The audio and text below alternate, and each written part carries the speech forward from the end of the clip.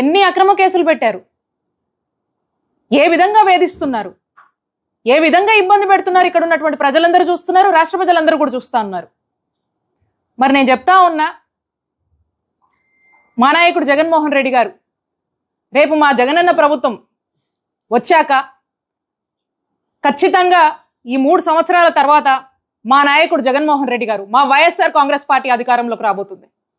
ఖచ్చితంగా ఈ వేధిస్తున్న ఈ అక్రమ కేసులు ఒక కట్టు కదల్లి ఎవరైతే వెనకుండి మరి ముందుకు నడిపిస్తూ ప్రోత్సహిస్తున్న వాళ్ళని, అలాగే దీనికి ఆద్యం పోస్తూ ఆ కట్టుకథకు ప్రాణం పోస్తూ కేసులు పెడుతున్నటువంటి ఈ పోలీసుల్ని ఖచ్చితంగా మిమ్మల్ని వదిలిపెట్టం.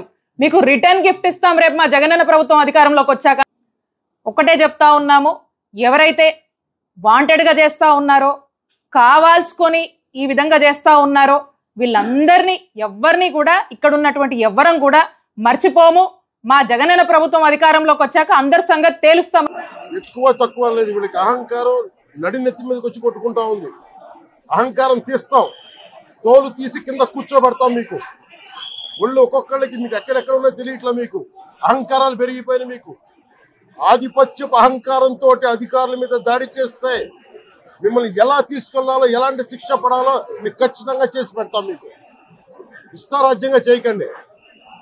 అహంకారంతో నడినెత్తి మీద కళ్ళు నెత్తికెక్కాయి. మీకు ఈ ప్రభుత్వం చాలా త్రికరణ శుద్ధిగా అందరం కూర్చొని మేము కలిసికట్టుగా ఉన్నాం. ఇక్కడ ఇది కూటమి ప్రభుత్వం, ఇది వైసీపీ ప్రభుత్వం కాదు. ఇది ఇష్టారాజ్యంగా మీరు చేస్తారంటే కామ్గా కూర్చునే ప్రభుత్వం కాదు.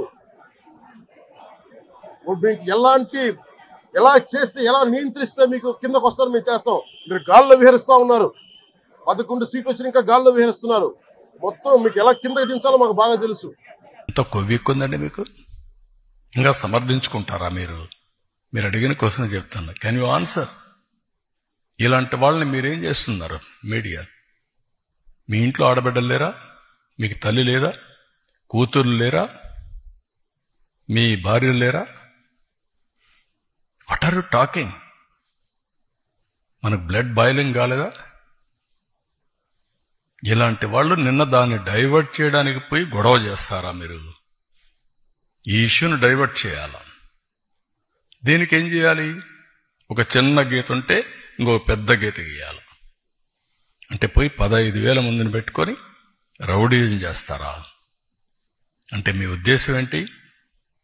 నేరస్తులు రాజకీయ ముసుగులో చేస్తున్నారు కాబట్టి మాట్లాడితే రాజకీయ నాయకులపైన యాక్షన్ ఎవరి మీద తీసుకోవాలి? రాష్ట్రానికి లా అండ్ ఆర్డర్ ఎవరు క్రియేట్ చేసినా బీ కేర్ఫుల్. హెచ్చరిస్తున్నా, నేనెప్పుడు భయపడలా. తీవ్రవాదులపైన పోరాడినప్పుడు గాని, ముఠా నాయకులపైన పోరాడినప్పుడు గాని, కమ్యూనల్ వైలెన్స్ ని అణిచివేసినప్పుడు గాని ఒకటే ధ్యేయం, public safety. Public safety, no compromise. ఈ విషయం గుర్తుపెట్టుకోవాల్సిందిగా ప్రతి ఒక్కరిని హెచ్చరిస్తున్నా, గట్టిగా కూడా చెప్తున్నా. ఎన్నోసార్లు చెప్పా, చేసి చూపిస్తా. ఒక్కసారి ఆలోచించండి. ప్రజలు మాకు ఇచ్చిన మ్యాండేట్ 151 కాదు, 164. రాష్ట్రం మొత్తమే చూసుకుంటే 11 మంది అవతల ఎమ్మెల్యేలు ఉన్నారు, 164 మంది మా ఎమ్మెల్యేలు ఉన్నాం. నిజంగా మేము దాడే చేయాలి, మేము కక్షే సాధించాలి, లేదు అవతల వాడు అంతే చూడాలి అనుకుంటే ఈ రోజుకి మిగతా 164 నియోజకవర్గాల్లో ఉన్న వైఎస్ఆర్సీపీ నాయకుడు ఎవడైనా రోడ్డు మీద తిరగలడా? చెప్పండి ఒకసారి. నో, మీరు విషయం వినండి. మీరు అడిగారు, నేను సమాధానం చెప్తున్నా. నేనేం చెప్తున్నానంటే, ఇలాంటి యాటిట్యూడ్, అలాంటి బిహేవియర్ మాకు లేదు. At the same time Chandrababu Naidu గారు చాలా క్లియర్గా కక్ష సాధింపు చర్యలు మేము చేయమని చెప్పారు. కాబట్టే దెబ్బతిన్న కార్యకర్త కూడా నాయకుడు మాట మీద ఇంట్లో కూర్చున్నాడు. కానీ ఎవరైతే అన్యాయం చేశారో, అవినీతి చేశారో అలాంటి వాళ్ళని మాత్రం యాజ్ పర్ రూల్ వాళ్ళని పనిష్ చేస్తాం. ఓకే, మీరు ఇందాకన్నా దాడులు జరుగుతున్నాయని. దాడులే జరుగుతున్నాయో చేయించుకుంటున్నారో అది కూడా ఎంక్వైరీ వేస్తాం. నిజంగానే దాడి జరిగింది అనుకోండి, డెఫినెట్గా వాళ్ళ మీద చర్యలు తీసుకుంటాం. మా పార్టీ వాళ్ళనే చర్యలు తీసుకుంటాం. నేను ఇంకోటి కూడా చెప్పా, గంజాయి విషయంలో మా పార్టీ వాడు ఫోన్ చేసినా మీరు రెస్పాండ్ అవ్వద్దని చెప్పాను నేను. మేడం బర్మాగ్రామ్ కాలనీలో టీడీపీ ఓటేసామని చెప్పి వాళ్ళని దాడి చేశారు, దాని మీద కేసు అయింది. పోలీసులు అసలు అది పొలిటికల్ కాదు అని చెప్పారు. ఆ కేసులో బాధితులు క్లియర్ గా చెప్తున్నారు మమ్మల్ని టీడీపీ ఓటేసామనే కొట్టారని. ఆ కేసు ఏమైనా జరుగుతుంది ఇప్పుడు? లేదమ్మా, వాళ్ళతో మాట్లాడతాను ఒకసారి డెఫినెట్. నేను చెప్తున్నాను కదా, పోలీసులు కూడా అందరూ కూడా ఫేవర్గా ఉన్నారని నేనేం చెప్పట్లేదు. అందరూ యాజ్ పర్ లా పనిచేస్తున్నారు, నేనేం మాట్లాడట్లేదు. వాళ్ళలోని కూడా మిక్సింగ్ ఉంది, డెఫినెట్గా ఉంది ఆ మిక్సింగ్. దాన్ని కూడా మేము ప్రక్షాళన చేస్తాం. నాకు ఇంకా 3 days అయింది హోమ్ మినిస్టర్ ఇచ్చిన, టూ ఎర్లీ కదా. ఎస్,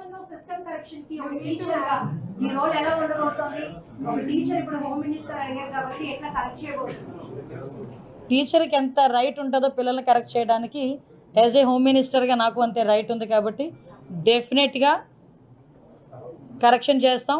మా మార్క్ అంటూ ఉంటుంది. శాంతి భద్రతల విషయంలో ఇప్పుడు బెత్తం పట్టుకోకూడదు, లాఠీ పట్టుకుంటే ఒప్పుకోరు. కాబట్టి వద్దు, 2 వద్దు. నోటి మాట చాలబ్బా, పని చేయించుకోవచ్చు. కొట్టలేదు దానికి, ఎందుకంటే ప్రజలందరూ గర్విస్తున్నారు. గతంలో 2019 నుంచి 24 మధ్యలో కూడా వాళ్ళు అబద్ధాలు చెప్పి బతికారు కదా. మళ్ళీ ఏమైంది? 151 11 అయింది. సో మా పైన కూడా బాధ్యత ఉంది. న్యాయబద్ధంగా మేము వెళ్తాం. యాక్షన్ మటుకు ఉంటుంది, దాంట్లో నో సెకండ్ థాట్. ఎవరిని వదిలిపెట్టాం, దాంట్లో ఎలాంటి డౌట్ లేదు.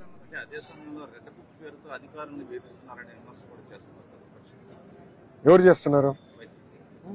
ఎందుకంటే వాళ్ళు భయపడుతున్నారు. ఎర్ర బుక్ లో వాళ్ళ పేరు ఉందా లేదా అని వాళ్ళకే కంగారు ఉంది. ఎందుకంటే వీళ్ళందరూ చట్టాన్ని ఉల్లంఘించిన బ్యాచ్ కదా. దర్రా చేసిన వాళ్ళందరూ చట్టాన్ని ఉల్లంఘించి భూ కబ్జాలు చేసిన బ్యాచ్ కదా. వాళ్ళ యాక్షన్ అనేది అనివార్యం కదన్నా. ఎందుకుండదు? తప్పనిసరిగా యాక్షన్ తీసుకుంటాం. నేను పాదయాత్రలో ఊరూరు చెప్పాను. ఎందుకంటే ఊరూరు వైకాపా బాధితులు అనేది ఉన్నారు. వాళ్ళందరిపైన మనం యాక్షన్ తీసుకుంటాం. వదిలిపెట్టి